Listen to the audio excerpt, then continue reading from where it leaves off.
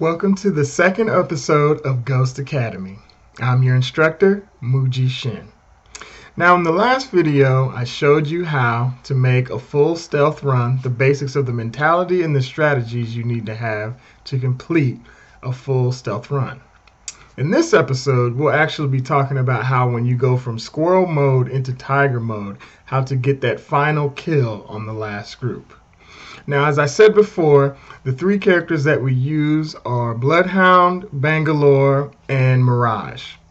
But really, anybody can fill that third slot. As long as you have Bloodhound and Bangalore, you should be okay. Anybody else that has an okay, oh shit button can kind of fill that spot. The only thing is, the person that is filling that third spot really needs to be good at stealth, because they won't, if they're not the Mirage, they're not going to have the best oh shit button in the game. Now that I've told you the characters that you need to use, now I'll tell you about the actual skill set of the people playing these characters. Number one, Bloodhound. Bloodhound is going to be your point man. And what I mean by point man is when we execute the technique that we use to get that kill, which we affectionately call turn the lights out. Okay, so when you guys are going to be performing the technique turn the lights out, Bloodhound is going to be the first man in the room, if it's in the room, or the first man in on the attack.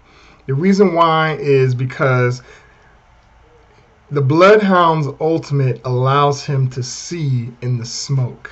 Okay, so for your point man, he's going to need to have pretty good stealth skills, because again, his oh shit button isn't that great. It's decent, but not that great. But he's going to need to be the person on your team that has the best aim. You're going to want Bloodhound to be the guy that when y'all are playing normal, everybody in the group knows he usually gets the most kills. Okay, you're going to want him on point. Okay, the second person is going to be Bangalore, and Bangalore's job is going to be obviously to throw his smoke into the room. Okay, so Bangalore is going to have be the most balanced character. He's going to need to have pretty good stealth skills. Not the greatest, because because he has a pretty good oh shit button with his smoke when you're in that 90% mode when you are the squirrel. But he's going to need to be the one that has the second best aim, right? Bloodhound's going to be the best. Second best aim is going to need to be your Bangalore, okay?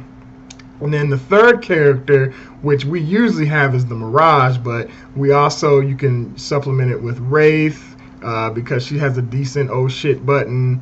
You can supplement it with the robot. His name escapes me right now, because he can be the scout for the team and go let you know where the next circle is. So when you're stealthing around, that's really helpful, and he also can help the group get higher elevation. Octane can fill that role, because he's basically in oh shit button all the time when he's using his tactical to just run around the map really fast. Anybody can fill that role except characters like Watson, Gibraltar, and Caustic, because we're really not going to ever really be taking advantage of their skills of being able to hold down an area, because you're basically going to be stealthing the whole way through. And the fact that Caustic and Gibraltar have such big profiles, it's much harder to keep them stealthy because their skins are so big. Okay, now what you're going to want to do is, like I said, is when you get down to that final three and then eventually the final two teams, it's going to be very simple. The Bangalore is going to throw in her smoke. Then Bloodhound is going to go ahead and pop his ultimate, because it allows him to see in the smoke. So like what I explained in the first episode, you're going to be hitting that team when they're already, kind of discombobulated out of just getting off that last fight. Okay, so then we add to that tension and stress by blinding them with the smoke. Okay, then the Mirage goes in, right? If you're using Mirage, okay, you only do this way if you're using Mirage. If you're doing it the other way, the Bloodhound will go in second. But since we're talking about having the Mirage in there, The smoke goes in, then the Mirage goes in and does his ultimate. Now what this does is he puts up a whole bunch of clones of himself and then he goes invisible. The reason why you do this is because once that smoke clears, they'll just see a whole bunch of mirages everywhere and they won't know where to shoot, okay, which will give you a huge advantage in the firefight. Then after he pops his ultimate, it's very important for the Mirage to leave the room, okay, get out, go either back out the way he came or run across the room and exit through another door, because he's going to be invisible in that state when he pops his ultimate, and he's not going to be able to shoot without decloaking. So we want to be able to take advantage of the fact that he can cloak. So what will happen is smoke goes in, Mirage goes in, Mirage ultimate, Mirage runs out of the room, and then that's when the Bloodhound comes in and starts the attack. That's why you want your Bloodhound to be the best aim, because he's going to be the one that starts the firefight off first, okay?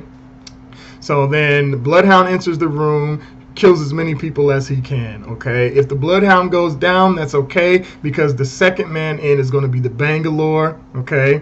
And if Bloodhound goes down, it's going to be his responsibility to start pinging like crazy where everybody is to help the Bangalore out, because it's going to be really smoky in the room, okay?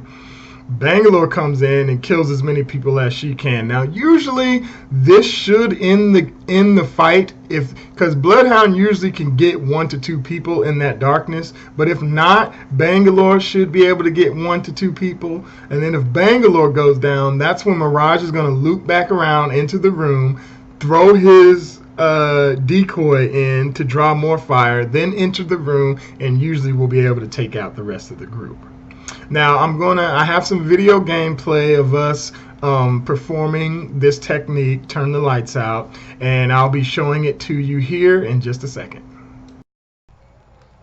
Okay, now we're setting up our attack. As you can see, we're down to the last 3 squads, and so right now we're waiting until they start fighting. We hear them start fighting.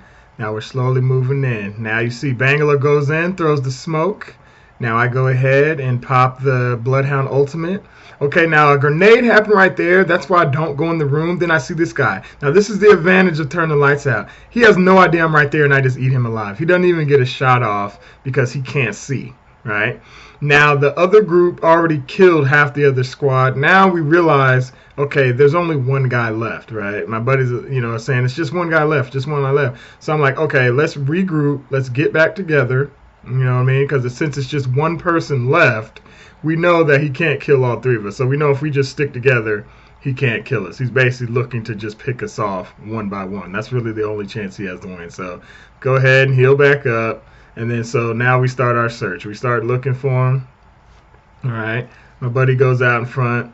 You know what I mean? Then he starts shooting me. And then I'm like, okay, he's ping, ping, ping, ping, ping. He's over there.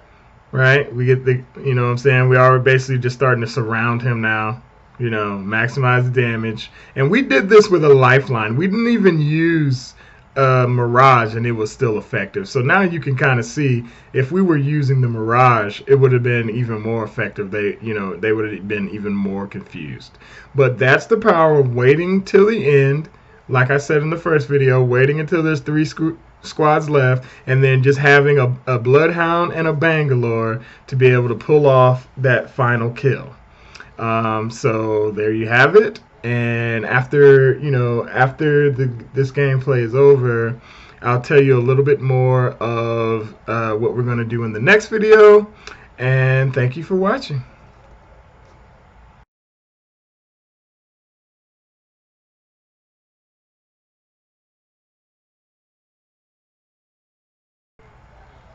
Now that you've seen us effectively use the technique turns the lights out to get that last win at the end, hopefully this was informative and it will help you and your squad be more effective at getting that last kill. Thank you for watching.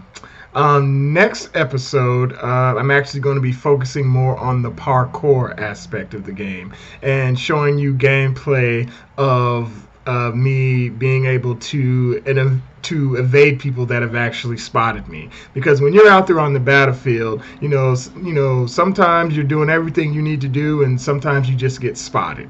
So being able to know how to get away from people is almost more important than being stealthy itself. It's the best way to keep yourself alive when another group spots you.